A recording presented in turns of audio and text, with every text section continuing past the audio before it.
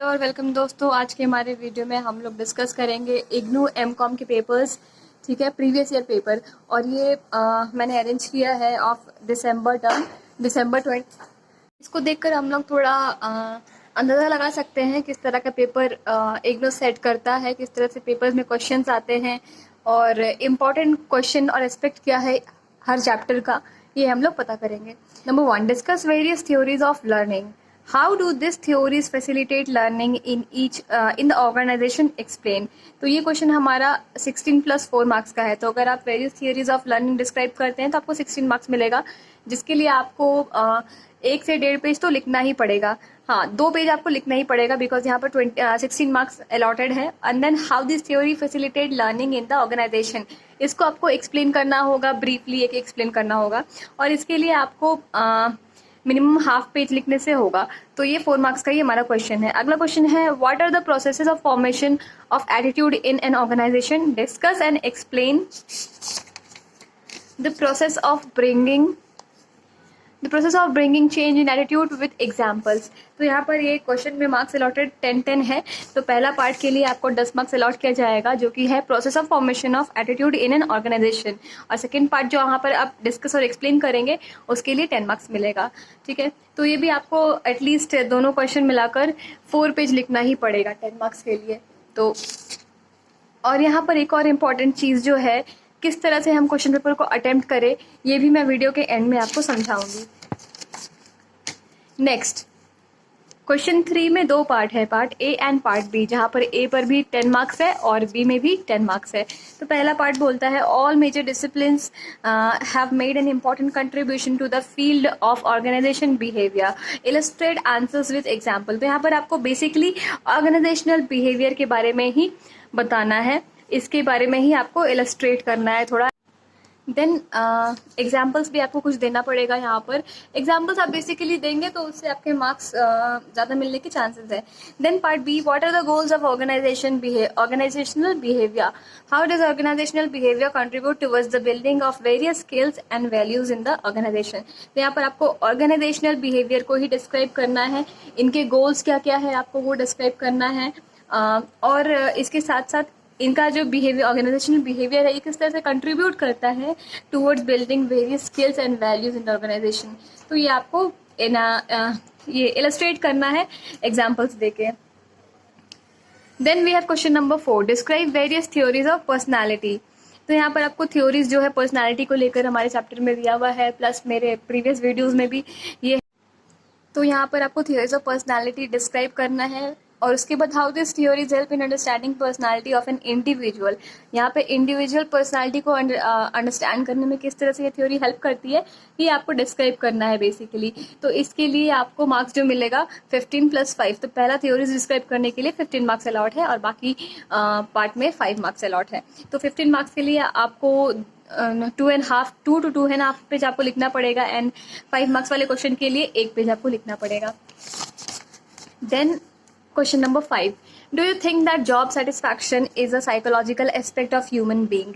तो क्या job satisfaction जो है एक साइकोलॉजिकल एस्पेक्ट है ह्यूमन बीइंग का, ये आपको अपना व्यू पॉइंट्स बताना है, वेदर यस और नो। अगर यस है तो why, and discuss and explain determinants of job satisfaction. ये क्वेश्चन मैंने करवाया है, मेरे प्रीवियस वीडियो में होगा तो मैं आपको लिंक शेयर कर दूंगी डिस्क्रिप्शन में, तो आप वहाँ से जाकर इसका शॉर्ट नोट्स देख सकते हैं। तो इसके लिए फिर 5 and 15 मार्क्स अलॉट किया गया है। 5 मार्क्स क्वेश्चन के लिए 1 पेज आपको लिखना पड़ेगा और 15 मार्क्स के लिए एटलीस्ट आपको 2 to 2.5 पेज आपको लिखना ही पड़ेगा। Then distinguish between formal work group and informal work group, explain various structural variables which govern groups in an organisation. तो यहाँ पर आपको फॉर्मल ग्रुप और इनफॉर्मल ग्रुप का डिस्टिंग्विश करना है, डिफरेंस निकालना है। आप यहाँ पर डेफिनेशन का यूज़ कर सकते हैं, एग्जाम्पल्स यूज़ कर सकते हैं। ठीक है, to distinguish between this 2 groups. Then explain various structural variables which govern groups in an organisation. तो आपको ये एक्सप्लेन करना पड़ेगा, जहाँ पर आपको मार्क्स अलॉट है 5 पहले पार्ट के लिए और 15 दूसरे पार्ट के लिए। Question number 7, explain various source of resistance to change in the organisation, तो यहाँ पर आपको एक्सप्लेन करना है various sources of resistance to change in the organization. इसके लिए आपको 12 मार्क्स मिलेगा, तो 12 मार्क्स के लिए आपको दो पेज तो लिखना ही पड़ेगा। And then how can you overcome resistance to change, तो इस रेजिस्टेंस ऑफ चेंज को आप किस तरह से ओवरकम कर सकते हैं ये भी आपको यहाँ पर लिखना पड़ेगा। डिस्कस विद एग्जाम्पल्स, तो ये दूसरे पॉइंट के लिए आपको 8 मार्क्स मिलेगा, जहाँ पर आपको 1 से 1.5 पेज का आंसर लिखना पड़ेगा। ठीक है, तो इस क्वेश्चन में जैसे यहाँ पर बोल दिया है डिस्कस विद एग्जांपल्स, तो आपको यहाँ पर एग्जांपल्स ऐड करना चाहिए। इन केस जहाँ क्वेश्चन में एग्जांपल्स का बात नहीं भी कर रहा है, अगर आप एग्जांपल्स ऐड करते हैं तो वो एक परफेक्ट वे होगा आंसर लिखने का, और आपको कोशिश करना चाहिए कि आप एग्जाम्पल्स जहाँ पॉसिबल है आप ज़रूर से ज़रूर दें। देन आखिरी क्वेश्चन पेपर का, question number 8, right short notes on any 2 of the following, तो यहाँ पर 4 ऑप्शन है और इसमें से एनी 2 पर आपको शॉर्ट नोट लिखना है, जिसके लिए आपको 10 ईच मार्क्स अलॉट किया जाएगा। तो यहाँ पर क्या क्या शॉर्ट नोट्स है, लास्ट जो 8 क्वेश्चन है ये बेसिकली आपका शॉर्ट नोट्स ही रहता है। तो यहाँ पर क्या क्वेश्चन दिया है, ऑप्शन क्या है, पहला है contemporary issue in organisational theories, दूसरा qualities of an effective leader, organisational development process and managing multinational organisation. तो ये 4 यहाँ पर ऑप्शन है, इसमें से एनी 2 आप लिख सकते हैं। 10 मार्क्स का क्वेश्चन है तो आपको एटलीस्ट 2 पेज यहाँ पर लिखना पड़ेगा। तो ये रहा ओवरऑल आपको प्रीवियस ईयर इग्नू का एमकॉम का क्वेश्चन कैसे आता है, इसका एक ओवरऑल व्यू यहाँ पर मैंने दिखाया है। तो इसको आप प्रैक्टिस कर ले ये सब क्वेश्चन, क्योंकि यही क्वेश्चन बेसिस बनेंगे आपके एग्जाम का फॉर्मेट। तो अब मैं ये बताऊंगी कि अटेम्प्ट किस तरह से करना चाहिए। आपको यहाँ पर 5 क्वेश्चन अटेम्प्ट करना है, यहाँ पर 8 दिया है क्वेश्चन और आउट ऑफ 8 आपको 5 अटेम्प्ट करना है। तो आपका कोशिश यही रहना चाहिए कि आप पहले उस क्वेश्चंस को अटेम्प्ट करें जो आपको अच्छे से आता है। फॉर एग्जांपल क्वेश्चन नंबर 1 मुझे नहीं आता और मुझे 2 आता है, तो और जो 3 है वो मुझे बहुत अच्छे से आता है, बट जो ये 2 नंबर है ना ये मेरा थोड़ा डाउटफुल है, आता है बट नॉट दैट परफेक्टली। तो मैं सबसे पहले यहाँ पर ये जो 3 क्वेश्चन नंबर है इसको मैं अटेम्प्ट करूँगी, क्योंकि ये मेरा परफेक्टली मुझे याद है, तो ये मैं अटेम्प्ट करूँगी अच्छे से। एंड आफ्टर दैट मैं देखूँगी कि मुझे और क्या क्या आता है, and then I will move to question number 2।